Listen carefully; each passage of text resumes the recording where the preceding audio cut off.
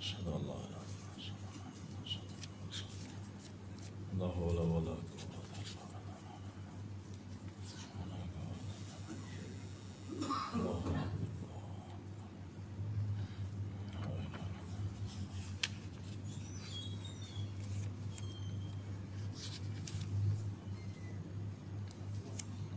صل على محمد كما صليت على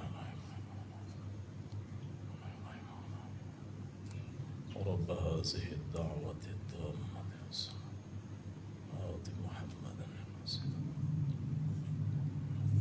وبالإسلام.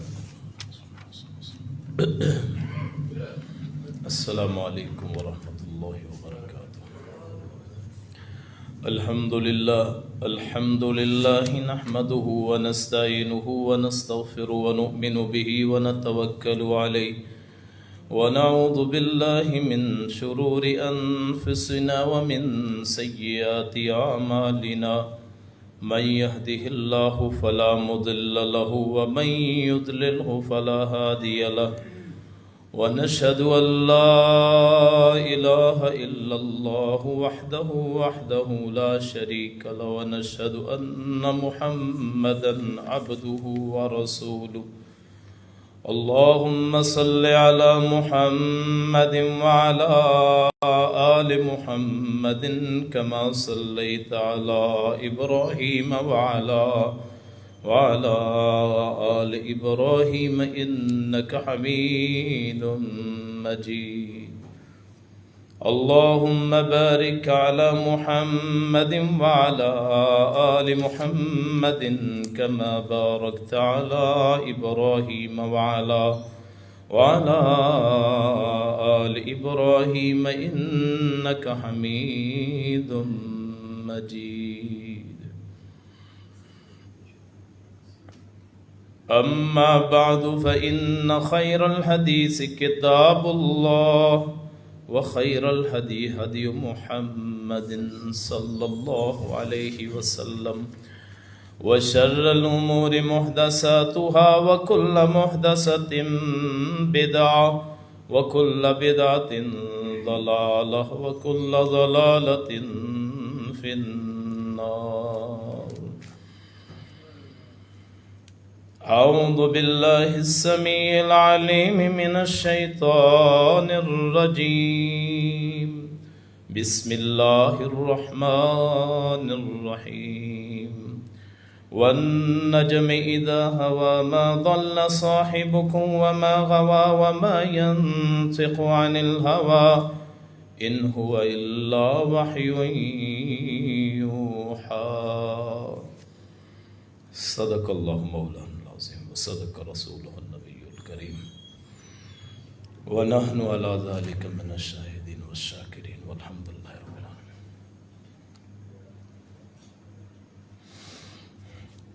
حضرات، بھائیوں، دوستوں، بزرگوں، سننے والی معززات، سامعات، ماؤں، بہنوں، قرآن کریم کی طرح حدیث رسول بھی برحق اور سچ ہے، اس لیے کہ جن اصحاب رسول صلی اللہ علیہ وسلم نے قرآن مجید نقل کیا ہے انہی نے احادیث رسول بھی نقل کی ہیں۔ قرآن کریم یک لخت نہیں اترا، یعنی یہ نہیں ہے کہ قرآن کریم ایک مرتبہ ہی اللہ نے اتار دیا، آہستہ آہستہ نازل ہوا۔ اللہ کے نبی کو نہ لکھنا آتا تھا نہ پڑھنے آتا تھا، آپ امی تھے، اسی لیے جب پہلی وحی نازل ہوئی تو فرشتہ غار حرا میں داخل ہوا تو اس نے آپ کو نہ دبایا، جیسے کوئی کسی کو جپھا ڈال لے زور سے، تو کہا اس نے اقرا، پڑھیے، تو فرمایا ما انا بقارئ، میں پڑھا ہوا نہیں ہوں۔ 3 مرتبہ ایسا ہوا کہ وہ کہتا ہے پڑھیں، آپ کہتے ہیں میں پڑھا ہوا نہیں ہوں۔ آخر پھر آپ پوچھتے ہیں کیا میں پڑھوں کیا؟ 3 مرتبہ پوچھا تو اس نے پھر بتایا اقرا بسم ربک الذی خلق۔ وہ بھی جو آیات تھیں وہ لکھی ہوئی نہیں تھیں، وہ صرف پڑھتا تھا فرشتہ۔ پچھلے جمعے میں نے وحی کی آپ کو طریقے بتائے تھے کہ وحی کئی طریقوں سے آتی ہے، لیکن کسی میں بھی لکھا ہوا نہیں ہوتا تھا۔ آپ کسی کو کھجور کی چھال پہ لکھوا دیتے، کسی کو آپ کہتے وہ پتھر پہ لکھ لیتے، کسی کو دیوار پہ لکھ لیتے، زمین پہ لکھ لیتے، پتوں پہ لکھ لیتے، کوئی ورق مل جاتا اس پہ لکھ لیتے، کوئی چمڑا مل جاتا اس پہ لکھ لیتے، یعنی جس قدر جیسے ممکن ہوتا ویسے لکھ لیا جاتا۔ تو سارے صحابہ جو آپ کے قریب تھے سارے ہی حافظ تھے، ہر ایک کو آیات آتی تھیں اور پتہ تھا کون سی آیات کس صورت میں۔ آپ کی وفات تک تو ایسے ہی مسئلہ رہا کہ غلطی ہو بھی جاتی تو آپ صحیح کر دیتے۔ آپ کے بعد یہ قرآن کا جو سلسلہ ہے وہ یعنی وہ لکھا ہوا نہیں تھا، صحابہ نے بھی نہیں لکھا، یہ پھر حضرت ابو بکر صدیق نے لکھوایا باقاعدہ کتابت کی صورت میں، پھر حضرت عثمان نے اس کو چھپوایا۔ ایسے ہی احادیث بھی آپ کے دور میں لکھی گئی ہیں، یعنی صحابہ لکھ لیتے تھے۔ عبداللہ بن عمر بن عاص صحابی ہیں، انہیں عبادلہ اربع میں سے شمار کیا جاتا ہے۔ عبادلہ اربع ان کہتے ہیں 4 عبداللہ، عبداللہ بن عباس ہیں، عبداللہ بن مسعود ہیں، عبداللہ بن عمر ہیں، بعض عبداللہ بن زبیر کو کہتے ہیں، اور بعض عبداللہ بن عمر بن عاص جو مصر کے گورنر تھے، عمر بن عاص ان کے بیٹے، بڑے زاہد۔ یہ آپ کے دور میں احادیث لکھ لیتے تھے۔ ابو ہریرہ یاد کرتے تھے، سب سے زیادہ احادیث حضرت ابو ہریرہ سے ہیں، تقریباً 5,500 احادیث حضرت ابو ہریرہ نے یاد کی۔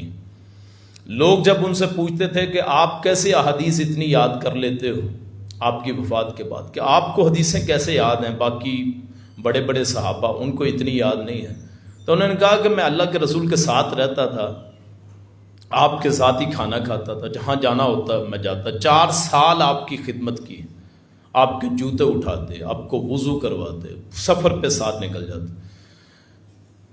تو لوگ کہنے لگے نہیں اپنی طرف سے بیان کرتا، انہوں نے کہا قیامت کے دن اللہ تعالیٰ پوچھے گا کہ میں اپنی طرف سے کہتا ہوں یا اللہ کے رسول کا فرمان ہے۔ وہ لوگوں نے پوچھا آپ کا حافظہ اتنا مضبوط کیسے؟ تو انہوں نے کہنے لگے کہ ایک دن اللہ کے رسول بیٹھے ہوئے تھے مجلس میں، تو آپ نے فرمایا جو بندہ اپنی چادر کو پھیلا لے اور پھر اس کو اپنے ساتھ سمیٹ لے، اس کو اس کے بعد کوئی چیز نہیں بھولے گی۔ انہوں نے کہا آپ نے فرمایا میں نے چادر بچھائی، پھر اکٹھی کر کے اپنے سینے کے ساتھ لگا لی، اس دن کے بعد مجھے وہ بات نہیں بھولی، یعنی اتنا حافظہ تھا۔ یہ تو ابو ہریرہ ہے نا، ان کے بعد بڑے بڑے ائمہ آئے، ان میں سب سے بڑے امام جن کو سمجھا جاتا ہے امام بخاری رحمۃ اللہ علیہ، جو بخاری شریف کے مصنف ہیں، انہوں نے یہ 195 ہجری میں یہ پیدا ہوتے ہیں، تو انہوں نے یہ 3 مرتبہ لکھی ہے بخاری شریف۔ ان کا حافظہ اتنا زیادہ تھا کہ ساری زندگی آپ ان کی تاریخ پڑھیں نا، سیرت امام بخاری، تو کبھی بھی زندگی میں ایک غلطی بھی نہیں آئی کبھی بھی، حتیٰ کہ جب بچپن میں تھے نا، جب کتابیں پڑھتے تھے تو یہ لکھتے نہیں تھے، باقی ساتھی لکھتے تھے۔ 2-3 مہینے گزر گئے تو لوگ کہنے لگے، ساتھ والے جیسے شاگرد کہتے تو لکھتا نہیں، ہم لکھتے ہیں۔ انہوں نے کہا اپنی کتابیں کھولو ذرا، جو آج تک لکھا ہے پہلے حرف سے لے کے آخر تک سنا دیا بغیر پڑھے، اتنا حافظہ، جو سن لیا ویسے ہی یاد کر لیا۔ تو یہ اللہ نے بعض افراد کو یہ صلاحیت دی ہوتی ہے۔ ایسے ہی حضرت ابو ہریرہ میں یہ صلاحیت کہ فی البدی بیان کر دیتے تھے، جہاں چاہا بیان کر دیتے، اور جو منکرین حدیث ہیں، حدیث کو نہیں مانتے، ان کو سب سے برے ابو ہریرہ لگتے ہیں رضی اللہ عنہ۔ اور جتنے بھی فرقے ہیں یہ دنیا میں، جتنے فرقے ہیں، ان کو سب سے زیادہ تکلیف حضرت ابو ہریرہ سے رضی اللہ عنہ، کیونکہ وہ سب سے زیادہ ان کی حدیث ہیں اور ساری صحیح ہیں۔ جو بخاری میں وہ تو ہے ہی صحیح، صحاح ستہ ہے، 6 کتابیں ہیں بڑی، بخاری شریف ہے، مسلم شریف ہے، ابو داؤد شریف ہے، نسائی شریف ہے، ترمذی شریف ہے، ابن ماجہ شریف ہے، یہ 6 کتابیں انہیں صحاح ستہ کہتے ہیں، یعنی 6 کتابیں جن میں اکثر احادیث صحیح ہیں، حتیٰ کہ ان کتابوں میں اگر کوئی ضعیف حدیث بھی ہو، اس کے مقابلے میں جب تک صحیح حدیث نہ ہو تو اس پہ عمل کیا جا سکتا ہے۔ مثلا 6 کتابوں میں کسی کتاب میں کوئی ضعیف حدیث ہے، مثلا ضعیف حدیث کا مطلب یہ ہوتا ہے کسی راوی سے کوئی بات بھول گئی کسی راوی کو، چونکہ یہ راویوں کا سلسلہ انسان بھول جاتا ہے، تو اس راوی کی حدیث کو کبھی کبھی ضعیف کہہ دیا جاتا ہے۔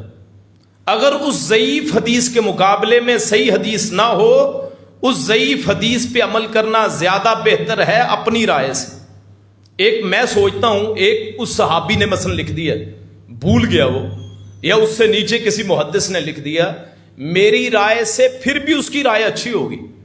کیوں؟ انہوں نے ان سے احادیث حاصل کی تھی جو ہم سے زیادہ افضل تھے, وہ بڑے اساتذہ. ابو ہریرہ شاگرد کس کے ہیں؟ جناب رسول اللہ صلی اللہ علیہ وسلم کے. اور ابو ہریرہ سے زیادہ میری بات اچھی نہیں ہو سکتی. کیوں؟ وہ شاگرد ان کے ہیں جن کے گناہ بخشے گئے ہیں, جن کی مغفرت ہو گئی. تو اپنی رائے سے بھی زیادہ کسی ضعیف حدیث کو اہمیت دینا زیادہ اچھا ہے, کیونکہ وہ کم از کم کسی تابعی کی بات ہوگی, کسی تبع تابعی کی بات ہوگی, کسی بڑے امام کی بات ہوگی, میرے اور آپ جیسے کی بات تو نہیں ہوگی. تو لوگوں نے ان احادیث کا انکار بھی شروع کر دیا. انہوں نے کہا جی چونکہ احادیث بعد میں لکھی گئی ہیں, بخاری شریف مثلا لکھی گئی ہے 200 سال بعد اللہ کے رسول کی زندگی کے 200 سال بعد. وہ کہتے ہیں کیسے ہو سکتا ہے کہ 200 سال بعد آپ کی احوال بیان کر دیے جائیں؟ مثلا نماز کا طریقہ ہے, روزے کا طریقہ ہے, حج کا طریقہ ہے, زکوٰۃ کا طریقہ, یہ کیسے ممکن ہے؟ بعض لوگ نماز یہ خطبے کے دوران تسبیح کرتے رہتے ہیں, خطبہ بھی سنتے ہیں تسبیح بھی کرتے ہیں. تو ایسی تسبیح کی کوئی حیثیت نہیں ہوتی. جب امام خطبہ دے تو فرشتے جو ہیں نا وہ رجسٹر بند کر کے بیٹھ جاتے ہیں. امام صرف امام بولے گا, آپ تسبیح نہیں کر سکتے, آپ 2 رکعت سے زائد نہیں پڑھ سکتے. حالانکہ نماز پڑھنا وہ ثواب کا کام ہے. مثلا باہر سے ایک بندہ آتا ہے, تحیت المسجد وہ تو پڑھنی ہے بیٹھنے سے پہلے 2 رکعت, لیکن آپ اگر پڑھیں گے اپنا 4 رکعت 6 رکعت امام خطبہ کے دوران, آپ کو گناہ ہوگا. کیوں؟ فرض ہے خطبہ سننا, خطبہ سننا فرض ہے. یا ایھا الذین آمنوا اذا نودی للصلاۃ من یوم الجمعۃ فاسعوا الی ذکر اللہ وذروا البیع ذالکم خیر فاذا قضیت الصلاۃ. نماز علیحدہ ہے, ذکر علیحدہ. ذکر کیا؟ خطبہ. خطبے میں آپ سبحان اللہ بھی نہیں کہہ سکتے, آپ الحمدللہ بھی نہیں کہہ سکتے, وہ آپ کا نہیں لکھا جائے گا. کیوں؟ مخالفت کر رہے ہیں سنت رسول کی. بعض لوگ اس کو ثواب سمجھتے ہیں, ہاتھ میں تسبیح پکڑی ہوئی ہے. جمعے کے عام تقریر کی اور بات ہوتی ہے, کوئی عام تقریر کر رہا ہو, کوئی درس دے رہا ہو. جمعے کے خطبے کے دوران آپ کی تسبیح بھی قابل قبول نہیں ہے. کیوں؟ یہ سنت رسول کے خلاف. 2 سے زائد رکھتے نہیں پڑھ سکتے تو تسبیح کہاں سے جائز ہوگی؟ اور نماز ثواب ہے نا, لیکن آپ 2 سے زائد نہیں پڑھ سکتے خطبے کے دوران, حالانکہ وہ ثواب ہے. اسی طرح تسبیح ثواب, سبحان اللہ کہنا ثواب ہے, لیکن خطبے کا دوران جائز نہیں ہے کہ خطبے کے دوران آپ کلام بھی نہیں کر سکتے, آپ تسبیح بھی نہیں کر سکتے. صرف امام کی بات سنی جائے گی, خطیب کی بات سنی جائے گی. تو انہوں نے کہا جی یہ 200 سال کے بعد بیان ہوئی ہیں احادیث, یہ کیسے سچ ہو سکتی؟ تو ان کے لیے عرض یہ ہے کہ جو قرآن کریم ہے نا, اس کی بھی سند ہے. قرآن کریم کی بھی سند ہے. قرآن بھی اللہ نے ڈائریکٹ نہیں اتارا ہے. اللہ کے رسول پڑھتے تھے, صحابہ شاگرد ہیں, ان کے شاگرد آگے تابعی شاگرد ہیں, ان کے آگے تبع تابعی شاگرد ہیں, ان سے آگے محدثین قراء بڑے بڑے. اس کی بھی سند ہے. اگر اس کی سند صحابہ سے قبول ہو سکتی ہے تو احادیث کی سند صحابہ سے کیوں نہیں قبول ہو سکتی؟ کیوں جی؟ انصاف کی بات ہے نا کہ جن صحابہ نے قرآن کو بیان کیا انہی صحابہ نے احادیث کو بیان کیا. ہاں چہ جائے کہ کوئی حدیث قرآن کے خلاف آ جائے, آج تک ذخیرہ احادیث میں کوئی حدیث ایسی نہیں جو قرآن کے خلاف ہو. میری اور آپ کی سمجھ میں فرق آ سکتا ہے, چونکہ اساتذہ سے پڑھتے نہیں ہیں. منکرین حدیث جو ہیں, حدیث کا انکار کرنے والے, وہ کہتے ہیں جی قرآن کے خلاف. وہ کسی استاذ حدیث سے پڑھیں تو پھر پتہ چلے. جیسے آپ کسی قاری صاحب سے پڑھیں گے, اچھے قاری سے, تو آپ کا تلفظ اچھا ہوگا. ایسے ہی استاد حدیث سے پڑھیں گے حدیث تو آپ کو سمجھ آئے گی, وگرنہ آپ گمراہ ہو جائیں گے. اب قرآن کریم کی میں ایک آیت پڑھتا ہوں, اس کا آپ اگر آدمی مطلب کوئی لگائے تو آدمی گمراہ ہو جائے گا. لا تقربوا الصلاۃ وانتم سکارا, تم نماز کے قریب نہ جاؤ جب کہ تم نشے کی حالت میں ہو. یہاں نشہ حرام نہیں قرار دیا گیا, صرف اتنا کہا گیا نشے کی حالت میں نماز میں نہیں آنا. اب کوئی آدمی یہ پڑھے گا تو گمراہ ہو جائے گا جی نشہ نجائز نہیں ہے, صرف اتنا ہے کہ نشے کی حالت میں قرآن میں نماز میں نہیں آنا. تو جب تک آپ کسی حدیث کے استاد سے حدیث نہیں پڑھیں گے آپ گمراہ ہو جائیں گے, آپ فتویٰ بازی کریں گے. اسی لیے آپ دیکھتے ہیں کہ چوکوں چوراہوں میں بیٹھے ایسی حدیث بیان کر دیتے ہیں، حالانکہ علم نہیں ہوتا، حالانکہ پتہ نہیں ہوتا، حالانکہ عربی نہیں آتی. اور یہ واٹس ایپ، فیس بک، میسنجر ایسی مصیبت ہے کہ جو آپ کو نظر آتا ہے وہ سینڈ کرتے ہیں. فرمان رسول ہے جو رمضان سے پہلے اتنے لوگوں کو خوشخبری دے اسے جنت ملے گی، فلاں ہو جائے گا، فلاں ہو جائے گا. جو محرم کی خوشخبری دے، جو ربیع الاول کی خوشخبری دے، جو اللہ کے رسول کی ولادت کی خوشخبری دے، من گڑت اپنی طرف سے گڑے ہوئے سارے، نہ ان میں سے کوئی صحیح ہے نہ واسطہ، اور آگے آگے پھیلاتے جاتے ہیں.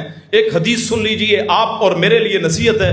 میرا رسول نے فرمایا صلی اللہ علیہ وسلم، من کذب علی متعمدا فقد کفر، جس نے مجھ پہ جان بوجھ کے فلیتبوا مقعدہ من النار، جو بندہ مجھ پہ جان بوجھ کے جھوٹ بولے وہ اپنا ٹھکانہ دوزخ میں بنا لے.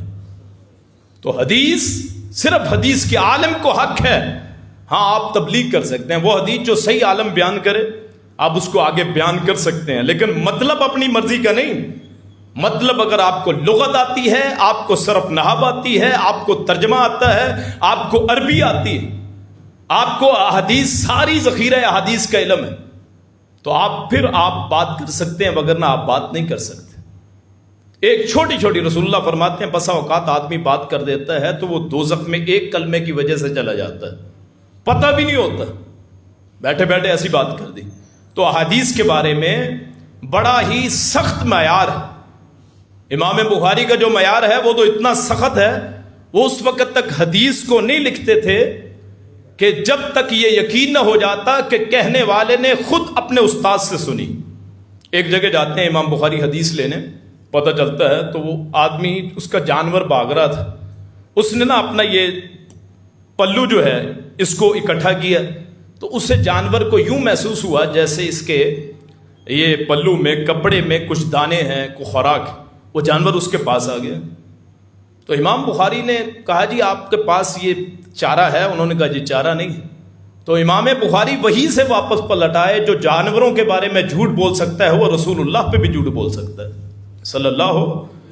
اس لیے بخاری کو اصح الکتب بعد کتاب اللہ کہا جاتا ہے کہ کتابوں میں سب سے صحیح کتاب اللہ کی کتاب کے بعد، قرآن مجید کے بعد صحیح البخاری. بخاری کا بڑا مرتبہ ہے اس لیے. اور آج بھی کس دعوت ہے سب کو، جو بندہ شک کر سکتا ہے بخاری پہ تحقیق کرے، جدید دور ہے. اگر آپ کو نظر آئے، پھر امام بخاری نے جب یہ حدیث لکھی نا، کتاب بخاری لکھی، تو اپنے 4 اساتذہ پہ پیش کیے، ان بڑے بڑے 4 اساتذہ پہ. ان میں علی بن معین ہے، یحییٰ بن معین ہے، علی بن مدینی ہے، احمد بن حنبل ہیں، بڑے بڑے. ان پہ یہ کتاب پیش کی جی میں نے احادیث لکھی ہیں، بالکل صحیح لکھی ہیں، آپ ذرا نظر ثانی کر لیں. تو 4 احادیث کے بارے میں انہوں نے شک کیا بڑے اماموں نے، تو بعد میں لوگوں نے تحقیق کر کے بتایا کہ اصل بات وہی ہے جو امام بخاری کی ہے، ان علماء سے غلطی ہوئی. اللہ تعالیٰ جس سے دین کا کام لے، جس سے دین کا اپنے کا کام لے لے. تو امام بخاری سے اللہ نے گویا حدیث کے لیے پیدا کیا ہے. امام بخاری کی تخلیق گویا احادیث کے لیے ہوئی ہے، اللہ کے رسول کی سنت کے لیے ہوئی. انہوں نے سمجھا کہ لوگ ضعیف حدیثیں بیان کرتے ہیں، کیوں نہ میں ایک ایسا مجموعہ تیار کر دوں جس پہ لوگ عمل کرنا آسان ہو جائے. بالکل صحیح، پوری بخاری کی ہر حدیث پہ عمل کرنا واجب ہے، حجت دلیل ہے. وہ غریب حدیث کہتے ہیں جسے ایک بندے نے بیان کیا ہو. مثلا انما الاعمال بالنیات ہے نا، یہ حدیث ایک بندے نے بیان کی ہے. حضرت عمر بن خطاب کی ہے، بخاری کی پہلی روایت حضرت عمر بن خطاب کی ہے. ان کا آگے شاگرد ہیں وہ بھی اکیلے ہیں، آگے ان کے شاگرد ہیں وہ بھی اکیلے ہیں. تو حدیث میں اگر ثقہ آدمی ہے، سچا آدمی ہے، وہ بات کر دے تو اس کی بات کو قبول کیا جائے گا. اسی طرح بخاری کی آخری حدیث کہ کلماتان حبیبتان الی الرحمن ثقیلتان فی المیزان خفیفتان علی اللسان سبحان اللہ و بحمدہ سبحان اللہ العظیم. یہ حدیث بھی خبر واحد ہے کہ امام حضرت ابو ہریرہ ہیں اس کے راوی، ان کے شاگرد وہ بھی اکیلے، آگے اس سے بیان کرنے والے بھی اکیلے. تو یہ احادیث کا معیار ہے جیسے قرآن کا معیار ہے.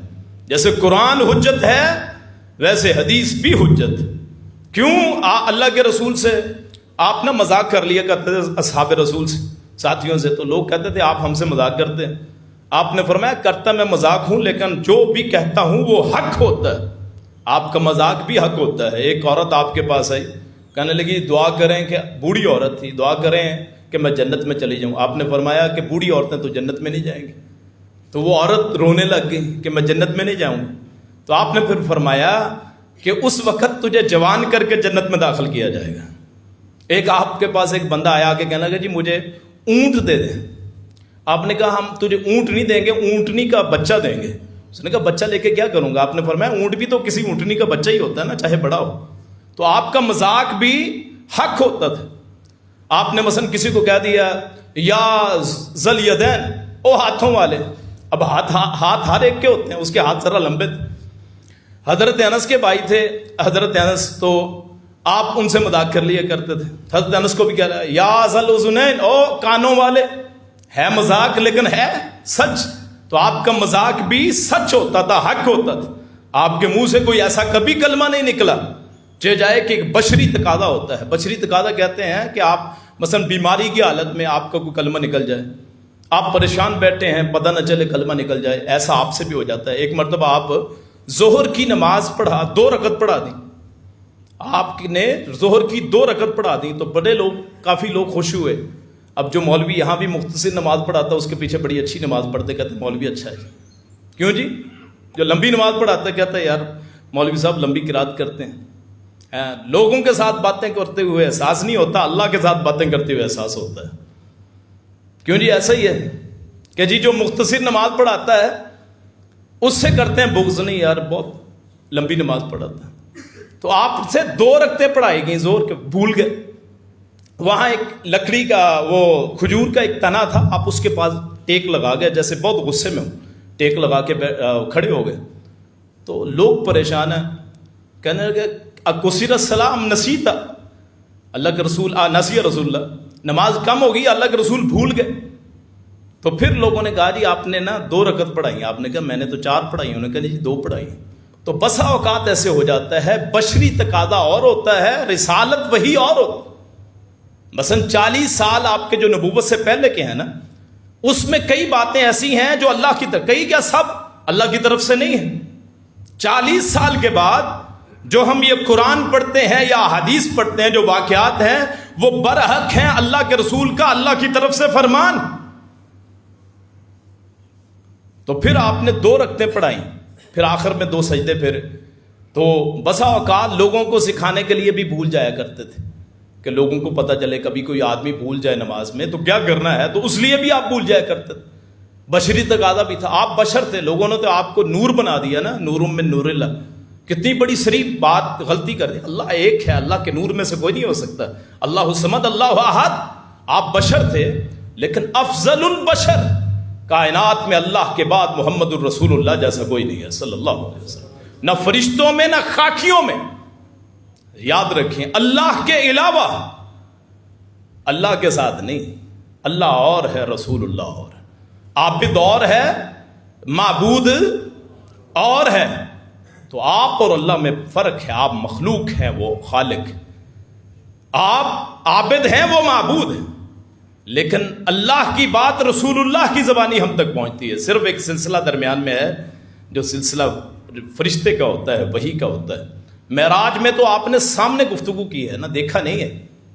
آپ نے اللہ کو دیکھا نہیں ہے. حضرت عائشہ سے کسی نے پوچھ لیا کیا آپ نے اللہ کے رسول نے دیکھا ہے اللہ کو؟ تو حضرت عائشہ کہنے لگے میرے تو رونگٹے کھڑے ہو گئے, تو نے کیسے بات کر دی. جو بندہ تجھے کہے کہ اللہ کے رسول نے اللہ کو دیکھا ہے وہ بندہ جھوٹ بولتا ہے.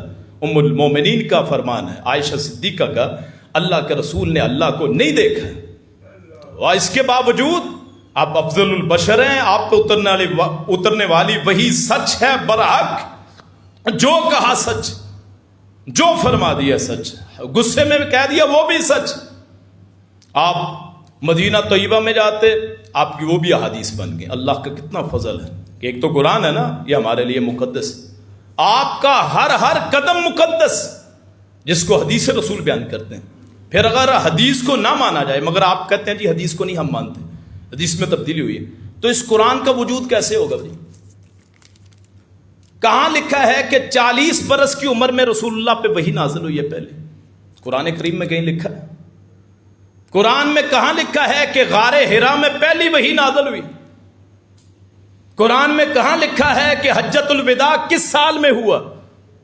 قرآن میں کہاں لکھا ہے نمازوں کی تعداد کتنی ہے؟ قرآن میں کہاں لکھا ہے کہ حج کے کتنے دن ہیں؟ قرآن کریم میں کہاں لکھا ہے زکوٰۃ کی مقدار کتنی ہے؟ قرآن کریم میں کہاں لکھا ہے آپ کی کتنی بیویاں ہیں، آپ کے کتنے بچے ہیں، آپ کے والدین کون؟ قرآن میں کہاں لکھا ہے؟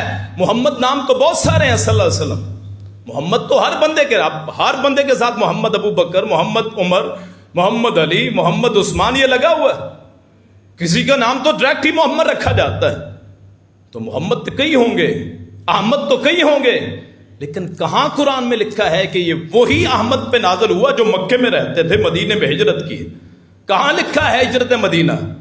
کہاں لکھا ہے آپ کے احوال؟ کہاں لکھے ہیں آپ کے اصحاب کے نام؟ آپ کو جہاں بھی یہ تفصیل ملے گی وہ تفصیل آپ کو احادیث میں ملے گی۔ نماز میں کہا اقیموا الصلاۃ، نماز میں کہا وارکعوا مع الراکعین، کہا وکم من الساجدین، رکوع کرنے والوں میں، سجدہ کرنے والوں میں، قیام کرنے والوں میں، نماز پڑھنے والوں میں، نماز قائم کرو۔ کہاں لکھا ہے، اس کا طریقہ کیا ہے، وہ سارا حدیث میں ملے گا۔ رکوع کیسے کرنا ہے؟ رکوع تو لغت میں کہتے ہیں صرف جھکنے کو، رکوع صرف جھکنے کو کہتے ہیں۔ کتنا جھکنا ہے؟ سجدہ کیسے کرنا ہے؟ اور سجدہ تو یہ رانے ساتھ لگی ہوں تب بھی ہو جاتا ہے، جھکنا ہی ہے نا۔ لیکن آپ کے جو ہم یہ کرتے ہیں طریقہ، یہ کہاں سے لکھا جاتا ہے، لیا جاتا ہے؟ نماز کے اوقات کہاں سے لیے جاتے ہیں؟ زکوٰۃ کی سال کے بعد کہاں لکھا جاتا ہے؟ کہاں لکھا ہے کہ عمرہ حج وہ آپ پہ فرض ہے فلاں دنوں میں فرض؟ کہیں نہیں لکھا ہے۔ کہاں ہے اذان کا طریقہ؟ آپ کو کہیں نہیں ملے گا، وہ آپ کو حدیث کی صورت میں ملے گا۔ اگر آپ کہیں کہ ہم تاریخ کو دیکھیں تو تاریخ کیا ہے؟ آج سے 10 سال پہلے جو پاکستان کی تاریخ ہے اس میں جھوٹ بھی ہے، سچ بھی ہے، نہ کوئی راوی ہے، نہ لکھنے والا، نہ کوئی سند ہے اس کی۔ تاریخ اور ہوتی ہے، حدیث اور ہوتی ہے۔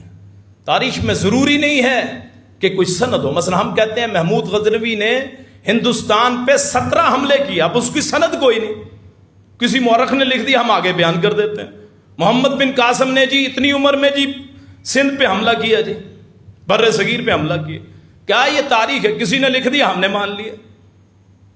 کیوں جی؟ یہ ہے ٹیپو سلطان فلاں فلاں جنگ لڑے، یہ تاریخ ہے، وہ غلط بھی ہو سکتی ہے، صحیح بھی ہو سکتی، لیکن احادیث رسول میں ذرہ برابر بھی شک کی گنجائش نہیں ہے۔ جو کہا ہے برحق کا، زبان وہی جو قرآن والی، وہی زبان حدیث والی۔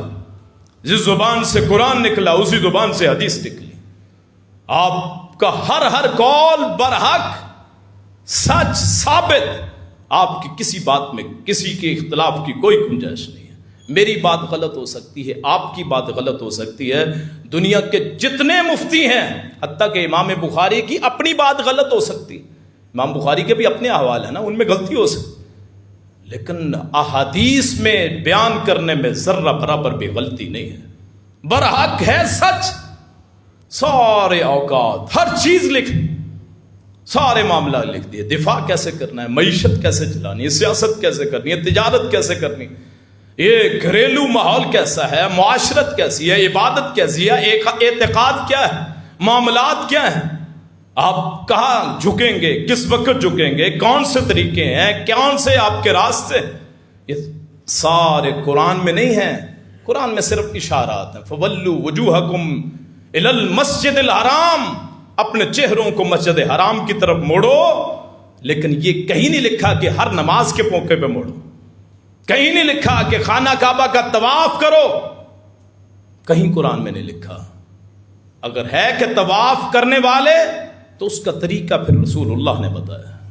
تو قرآن میں اجمال ہے، اختصار ہے، اجمال کہتے ہیں مختصر، احادیث میں اس کی تفصیل ہے۔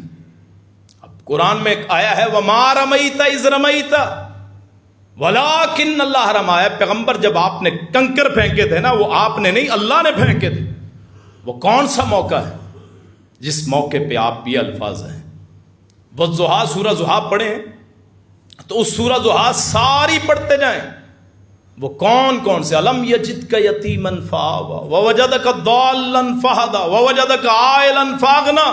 کون سے؟ آپ ہمیشہ تو نہیں آپ عیالدار تھے، آپ تاجر بھی تھے، آپ منافع بھی کماتے تھے، لیکن قرآن کہتا ہے ووجدک عائلا، آپ کے پاس کچھ نہیں تھا، اللہ نے غنی کر دیا. یہ کون سے مواقع ہیں؟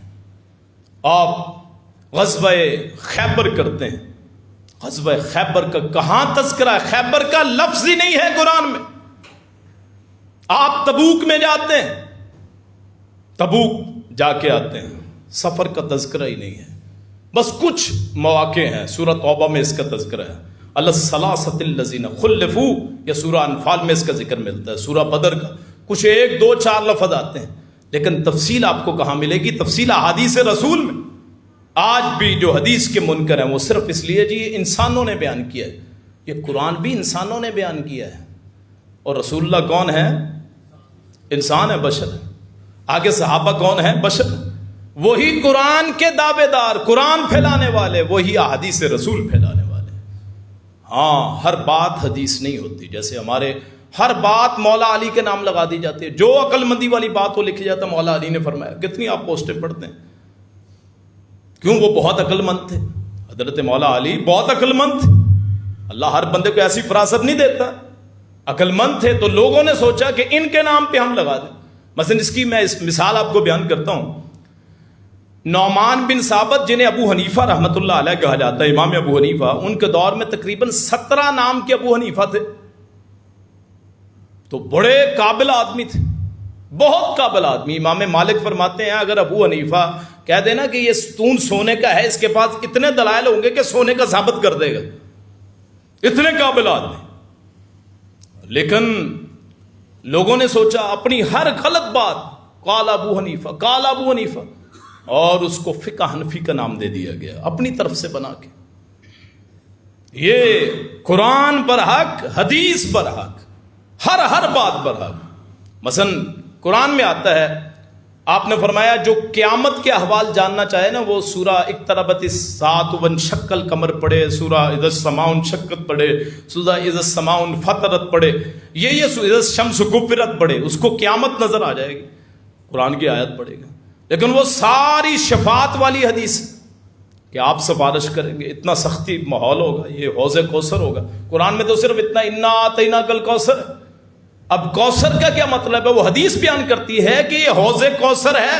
ویسے لفظی معنی کوثر کا ہوتا ہے خیر کثیر، بہت خیر. تو اس کا اصل تذکرہ کہاں ملتا ہے؟ ہمیں حدیث رسول میں ملتا ہے کہ رسول اللہ نے فرمایا ہر نبی کا اپنا اپنا حوض ہوگا، میرا ایک حوض ہوگا جس کو 1 مہینہ تک اس کی مسافت ہے چوڑائی کی، 1 مہینہ تک مسافت ہے لمبائی کی. فرمایا اس پہ اتنے برتن ہوں گے جیسے آسمان کے جتنے ستارے ہیں. وہاں میں لوگوں کو پانی پلاؤں گا، جو 1 مرتبہ پی لے گا اسے کبھی پیاس نہ لگے گی. قرآن صرف اتنا کہتا ہے انا اعطیناک الکوثر، لیکن اس کی تفصیل پڑھنی ہے تو حدیث میں جانا پڑے گا کہ کوثر کیا ہے. اللہ کے رسول کا حوض کوثر ہے جس پہ جو مسلمان چلا جائے اللہ اسے جنت میں داخل کرے گا. اللہ کریم مجھے بھی آپ کو بھی اس حوض کوثر سے پانی نصیب فرمائے.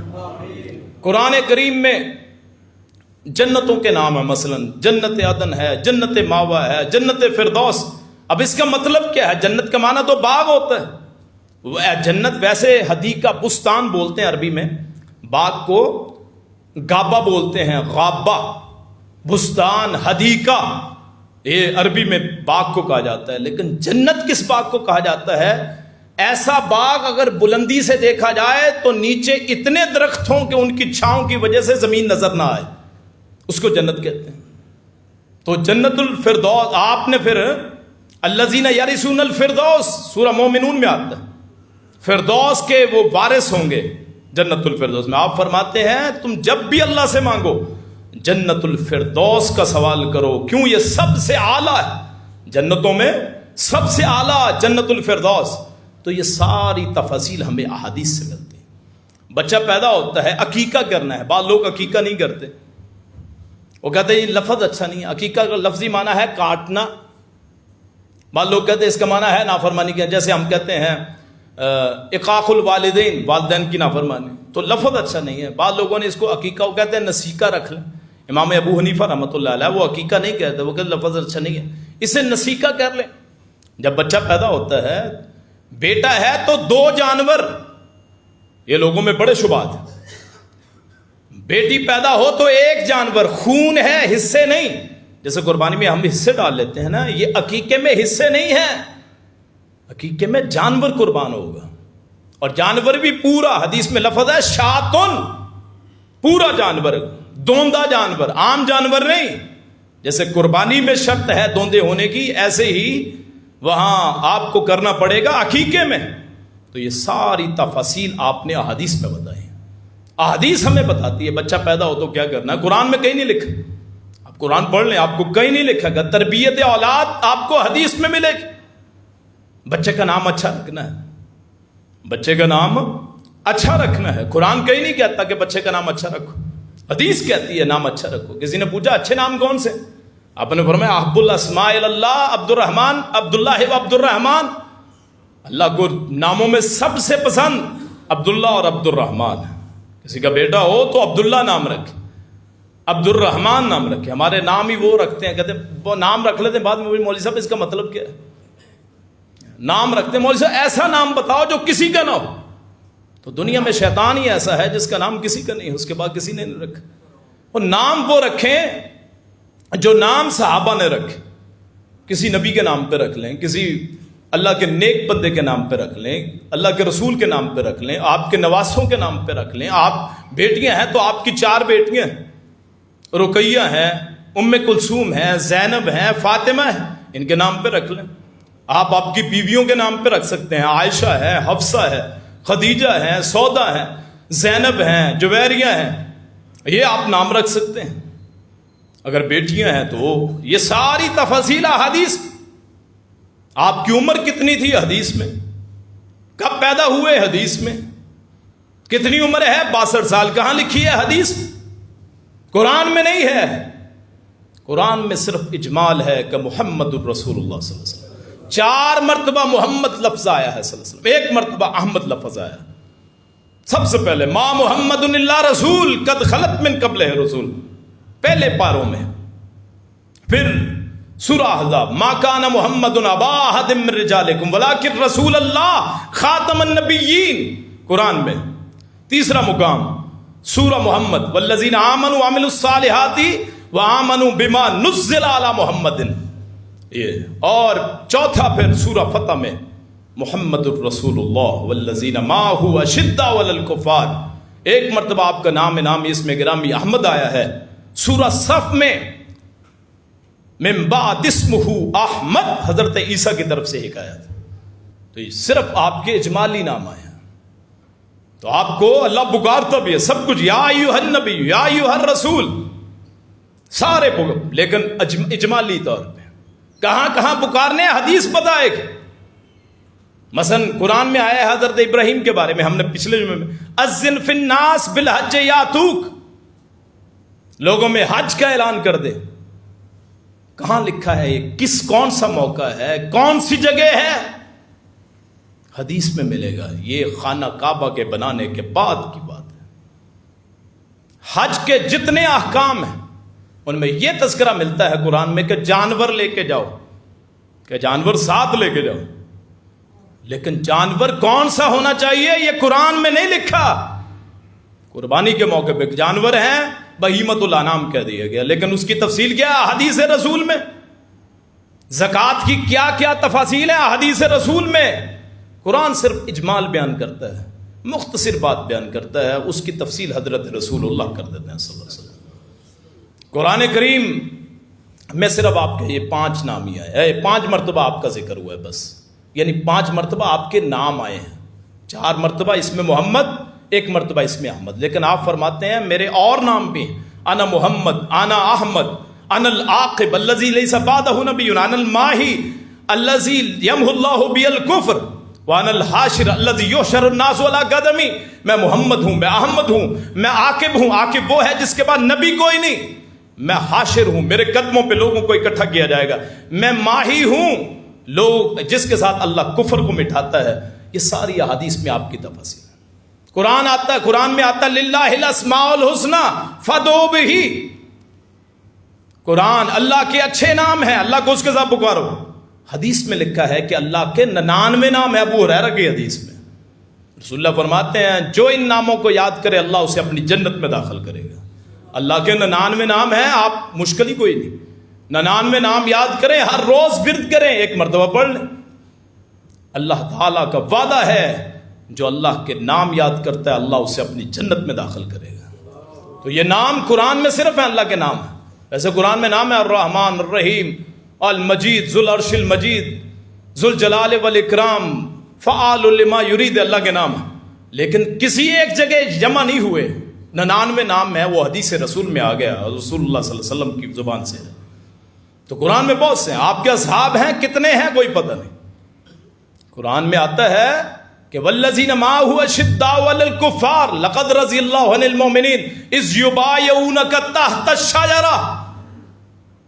صلح حدیبیہ کے موقع پہ اللہ راضی ہو گیا ان صحابوں سے، اصحاب سے، جنہوں نے آپ کی بیعت کی درخت کے نیچے، لیکن ان کے نام کوئی نہیں بتائے۔ نام حدیث رسول میں، تعداد کتنی ہے حدیث رسول میں۔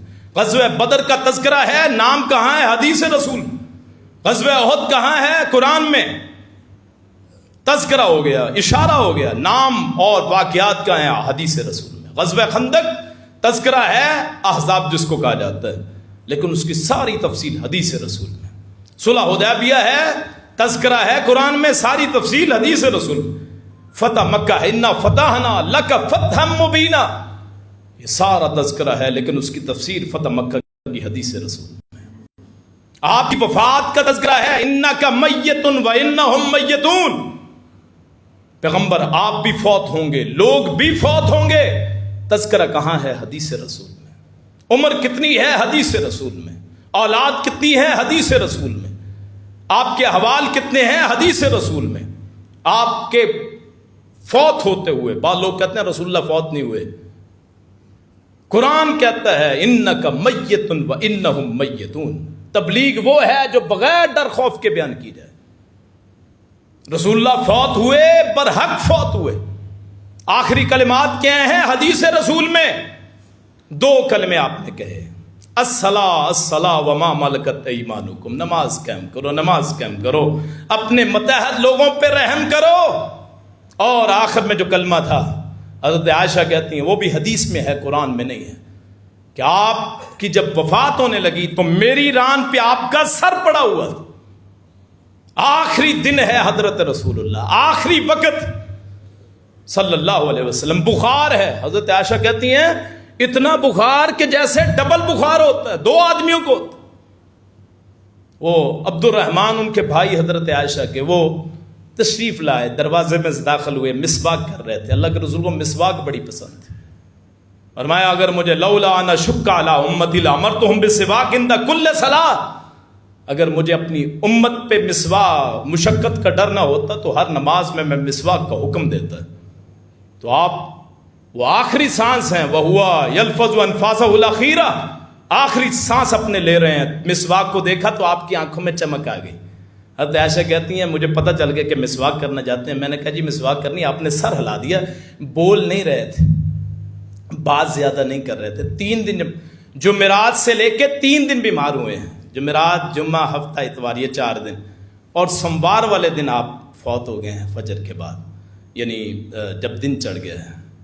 تو وہ 4 دنوں میں بہت مختصر باتیں کی ہیں، 17 نمازیں ان دنوں کی بنتی ہیں تقریباً، تو وہ 17 نمازیں حضرت ابوبکر صدیق نے کروائی ہیں۔ تو یہ بھی احادیث میں ہے کہ آپ کی زندگی میں کون آپ کا نائب بنے گا، خلیفہ بھی کون بنے گا۔ بعض لوگ کہتے ہیں نہیں خلیفہ صحیح نہیں بنے، ابوبکر نہیں تھے، فلاں ہونے چاہیے تھے۔ نہیں، اللہ کے رسول نے خود کہا میری جگہ امامت کرے گا تو ابوبکر کرے گا۔ جو جس کو آپ پسند آپ نے کر لیا امامت کے لیے، اس کو حضرت علی فرماتے ہیں، بعد میں حضرت مولا علی فرماتے ہیں کہ اللہ کے رسول نے ابو بکر کو ہماری امامت کے لیے پسند کیا، ہم نے اپنی حکومت کے لیے پسند کر لیا۔ تو وہ مسواک کو دیکھ کے آنکھوں میں چمک آ گئی۔ میں نے کہا جی مسواک کرنی، آپ نے نا سر ہلا دیا، ہاں جی کرنی۔ تو پھر وہ انہوں نے مسواک لی، دوسری طرف سے نا، ایک طرف سے تو عبد الرحمن ان کے بھائی کر رہے تھے، دوسری طرف سے پھر چبائی انہوں نے مسواک حضرت عائشہ نے۔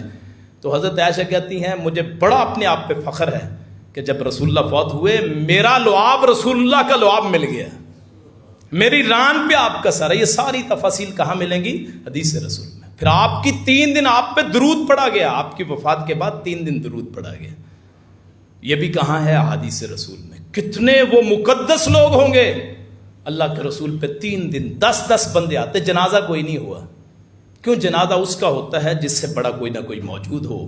میرا عقیدہ ہے اللہ کی ذات کے بعد ساری کائنات میں سب سے بڑے محمد الرسول اللہ صلی اللہ علیہ وسلم. آپ کا جنازہ نہیں ہو سکتا تھا، کوئی امام نہیں بن سکتا تھا، تو آپ پہ پھر درود بھیجا گیا، پڑھا گیا. 10 بندے داخل ہوتے، درود پڑھتے، واپس آتے صلی اللہ علیہ وسلم. یہ ساری حدیث میں ہے. اور یہاں جمعے کا دن بھی ہمیں درود کے بارے میں رسول اللہ فرماتے ہیں جو بندہ مجھ پہ درود پڑھتا ہے جمعے کے دن مجھ پہ پہنچایا جاتا ہے. کتنے مقدس ہوں گے کہ لوگ کہیں گے کہ فلاں بندے نے پڑھا، وہاں نام لکھ دیا جائے، بتا دیا جائے فلاں بندے نے آپ پہ درود بھیجا ہے. کل قیامت کا دن ہوگا، روز محشر میں رسول شاید پہچان لیں کہ اس نے جمعے والے دن مجھ پہ درود پڑھا تھا. تو جمعے والے دن درود کے لیے خاص کیا کریں، کثرت کے ساتھ ورد کیا کریں. درود پاک صلی اللہ علیہ وسلم. کتنے کلمات؟ اللہم صلی علی محمد صلی اللہ علیہ وسلم. اب درود ابراہیمی ہے، باقی درود ہیں تو صلی اللہ علیہ وسلم یہ سارے پڑھ سکتے ہیں. تو یہ ساری تفاصیل ہمیں احادیث میں ملتی ہیں، قرآن میں نہیں ملتی ہیں. قرآن برحق ہے، مختصر ہے، اجمالی ہے. اس کی تفصیل، اس کی تفسیر وہ احادیث رسول ہے. اللہ پاک مجھے بھی آپ کو بھی حق بات کہنے کی، اس پہ عمل کرنے کی توفیق عطا فرمائے. جیسے قرآن برحق ہے ویسے حدیث برحق ہے. قرآن میں ذرہ برابر بھی شک نہیں ہے، اسی طرح حدیث رسول میں شرط یہ ہے کہ صحیح ہو، ذرہ برابر بھی شک نہیں ہے. جو بات قرآن کی اللہ کے رسول کے منہ سے نکلی وہی زبان سے احادیث رسول نکلی ہے. آخر دعوانا ان الحمد للہ.